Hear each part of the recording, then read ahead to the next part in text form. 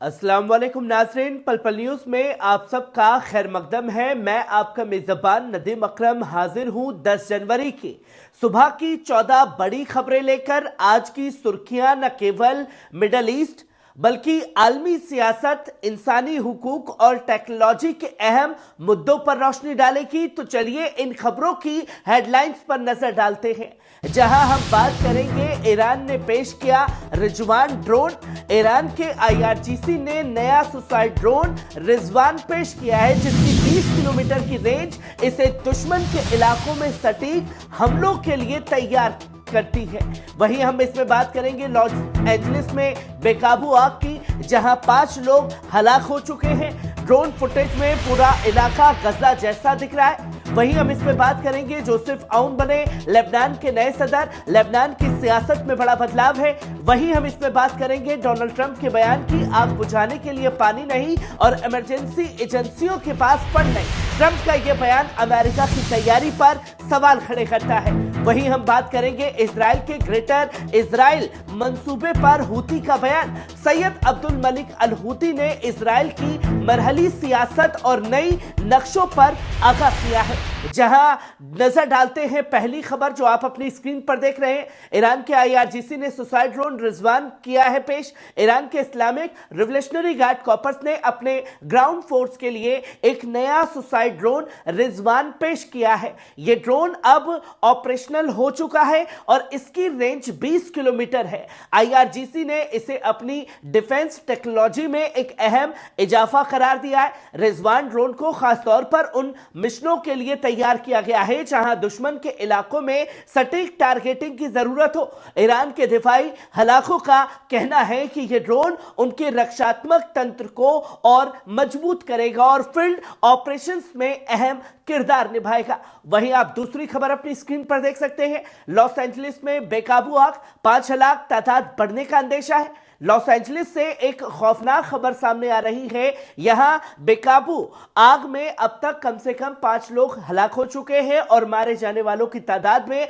इजाफा हो सकता है। यह आग इतनी तेजी से फैल रही है कि इसे काबू करना मुश्किल हो चुका है। माहिरीन का कहना है कि मौजूदा ग्रीन पॉलिसीज ने इस तबाही को और बढ़ावा दे दिया है। कई लोगों का मानना है कि इन पॉलिसीज ने जंगल की बेहतर देखभाल के रास्ते में रुकावटें खड़ी की हैं। मौजूदा सूरत हाल में फायर फाइटर्स पूरी कोशिश कर रहे हैं कि आग को आबादी वाले इलाकों तक पहुंचने से रोका जा सके, लेकिन हवा की तेजी और सूखे मौसम की वजह से आग फैलने का खतरा बना हुआ है। वहीं आप तीसरी खबर अपनी स्क्रीन पर देख सकते हैं। लॉस एंजलिस की आग में जेम्स वुड का घर तबाह। लॉस एंजलिस की भयानक आग ने न जाने कितने घर तबाह कर दिए। इसमें मशहूर हॉलीवुड एक्टर जेम्स वुड का करोड़ों डॉलर का आलिशान घर भी इस आग की जद में आकर तबाह हो गया है। जेम्स वुड, जो अक्सर अपने सख्त बयानों की वजह से सुर्खियों में रहते हैं, इस तबाही पर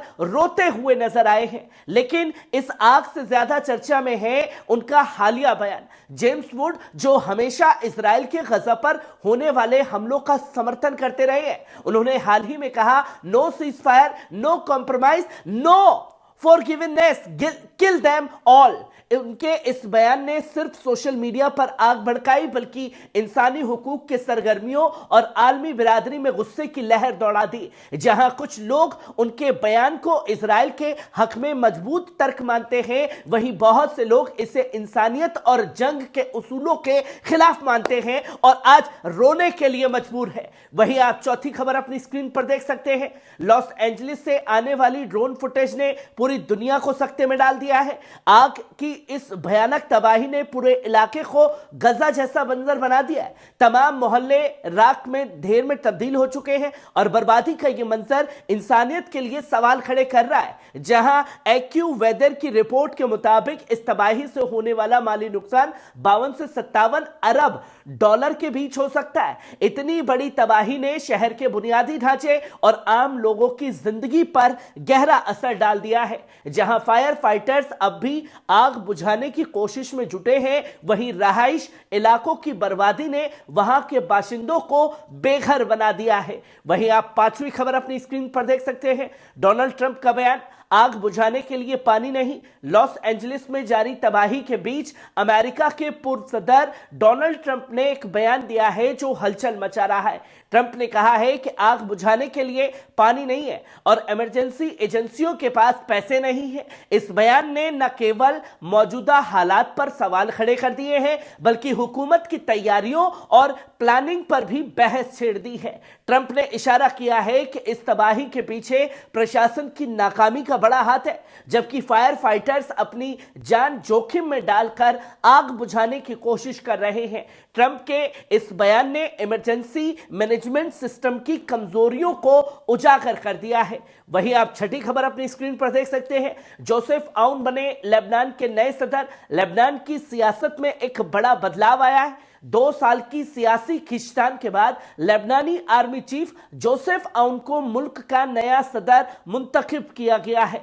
इस फैसले का न सिर्फ लेबनान में बल्कि आलमी सियासत में भी असर देखने को मिल रहा है। इजरायली वजीर खारिजा गिडॉन सार ने इस पर अपना बयान देते हुए कहा कि हम जोसेफ आउन के सदर बनने का खैर मकदम करते।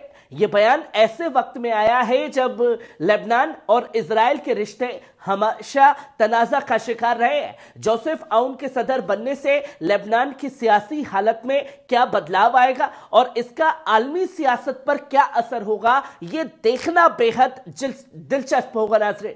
वहीं आप 7वीं खबर अपनी स्क्रीन पर देख सकते हैं। अमेरिका में एटन आग ने 80 साल पुराना यहूदी इबादतगाह तबाह हो गया है। अमेरिका के पासडेना शहर से एक दिल दहला देने वाली खबर सामने आ रही है। एटन फायर की तबाही ने एक 80 साल पुरानी यहूदी इबादतगाह कम्युनिटी सेंटर को पूरी तरह से जलाकर राख कर दिया है। इस इबादतगाह पासडेना में यहूदी बिरादरी का एक अहम मरकज था, जहां धार्मिक रसूमात के साथ साथ सामुदायिक गतिविधियां भी आयोजित की जाती थी। आग की इस विनाशकारी घटना ने न केवल एक इमारत को खत्म कर दिया है बल्कि उससे जुड़ी यादों और संस्कृति को भी गहरा नुकसान पहुंचाया है। फायर फाइटर्स ने आग पर काबू पाने की कोशिश की है, लेकिन तेज हवा और आग की शिद्दत ने उनके तमाम प्रयासों को नाकाम कर दिया है, मिट्टी में मिला दिया है। वहीं आप 8वीं खबर अपनी स्क्रीन पर देख सकते हैं। दाइश के खिलाफ लड़ाई के लिए सीरिया में रहना जरूरी। अमेरिका ने एक बार फिर अपने इरादे साफ कर दिए हैं कि इसकी फौजी सीरिया में तैनात रहेंगी।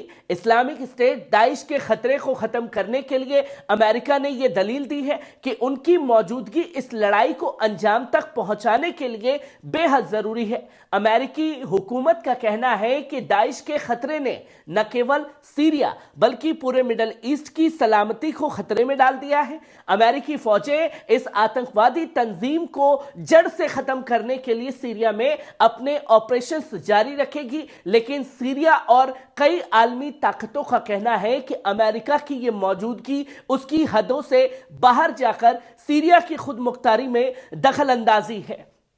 वहीं आप 9वीं खबर अपनी स्क्रीन पर देख सकते हैं।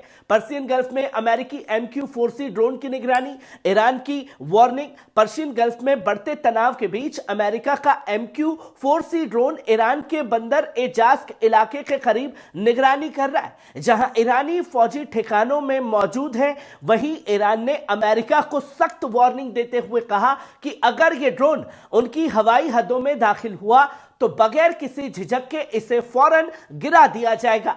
ईरानी हुकूमत ने साफ कर दिया है कि उनकी हदों की खिलाफ वर्जी किसी भी सूरत में बर्दाश्त नहीं की जाएगी। यह निगरानी ऐसे वक्त में हो रही है जब मिडल ईस्ट में सियासी और दिफाई हालत बेहद नाजुक बने हुए हैं। अमेरिका और ईरान के बीच इस बढ़ते तनाव का असर पूरे इलाके की सलामती पर पड़ सकता है। वहीं आप 10वीं खबर अपनी स्क्रीन पर देख सकते हैं। आर्मेनिया का यूरोपियन यूनियन में शामिल होने का फैसला, हुकूमत ने दी मंजूरी।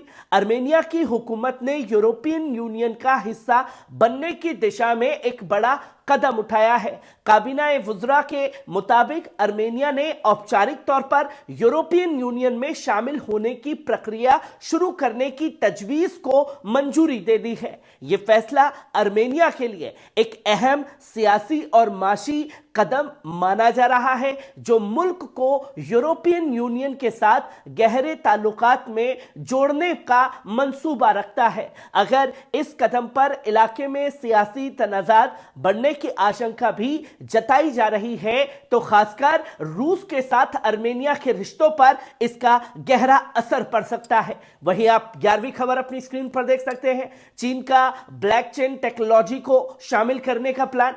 चीन ने अपनी कौमी डेटा सिस्टम को मजीद मजबूत बनाने के लिए ब्लॉकचेन टेक्नोलॉजी को शामिल करने का ऐलान किया है। रिपोर्ट्स के मुताबिक चीन इस प्रोजेक्ट को 2029 तक मुकम्मल तौर पर लागू करने का मंसूबा बना रहा है। दोस्तों, ये टेक्नोलॉजी डेटा की सलामती, ट्रांसपेरेंसी और मैनेजमेंट में अहम किरदार अदा करेगी। चीन की हुकूमत का मानना है कि ब्लॉकचेन की मदद से कौमी डेटा इंफ्रास्ट्रक्चर में इनकलाबी तब्दीलियां लाई जा सकती है। यह कदम दुनिया भर में डेटा सिक्योरिटी और एडवांस टेक्नोलॉजी के लिए चीन की बढ़ती सरगर्मियों का एक और जीता जागता सबूत है। वहीं आप 12वीं खबर अपनी स्क्रीन पर देख सकते हैं। ईरान और इराक के बीच बिजली सेक्टर में ताउन बढ़ाने पर जोर दिया गया है। ईरान और इराक ने बिजली सेक्टर में आपसी ताउन को मजीद मजबूत करने की अहमियत पर जोर दिया है। ईरानी वजीरे तवनाई अब्बास अलीबा आबादी और इराक के वजीरे बिजली फादिल ने तेहरान में मुलाकात की। इस दौरान सिलसिले में बातचीत की गई। इस मुलाकात में बिजली की तबादले और टेक्निकल और इंजीनियरिंग सर्विसेज के एक्सपर्ट को तफसील से चर्चा हुई है। इराकी वजीर ने ईरान की काबिल कंपनियों को इराक के बिजली सेक्टर में हिस्सा लेने की दावत दी है, जिसमें ट्रांसमिशन, डिस्ट्रीब्यूशन और इक्विपमेंट सप्लाई जैसे शोबे शामिल होंगे। इसके साथ ही यह भी तय पाया गया कि अब्बास अलीबाबादी जल्द इराक का दौरा करेंगे, जहां वो प्राइवेट सेक्टर को भी इन बातचीतों में शामिल करेंगे। वहीं आप 13वीं खबर अपनी स्क्रीन पर देख सकते हैं। ईरान ने कॉक्स में अमन और स्थिरता पर दिया जोर। ईरान ने एक बार फिर इलाके में सियासी, सिक्योरिटी और माशी ताउन को मजीद मजबूत करने का इरादा जाहिर किया है। ईरान की सुप्रीम नेशनल सिक्योरिटी काउंसिल के सेक्रेटरी अली अकबर अहमदियान ने साउथ कॉक्स के ममालिक के साथ ताल्लुकात मजबूत करने के लिए यरवेन का दौरा किया। इस दौरान उन्होंने आर्मेनिया के secretary of security council Armen Grigoryan से मुलाकात की। दोनों मुल्कों के अफसरों के इस इलाके में अमन स्थिरता के कायम की अहमियत पर जोर दिया। मौजूदा इलाके के मसलों पर गुफ्तगू की गई। अहमदियान ने ईरान की इलाकाई पॉलिसीज पर रोशनी डालते हुए हर तरह की जियोपॉलिटिकल तब्दीली की मुदाखलत की और इलाके के अमन के लिए खतरनाक बताया है। वहीं आप आखिरी और 14वीं खबर अपनी स्क्रीन पर देख सकते हैं। इजराइल के ग्रेटर इजराइल मंसूबे पर सैयद अब्दुल मलिक अल हूती का बयान।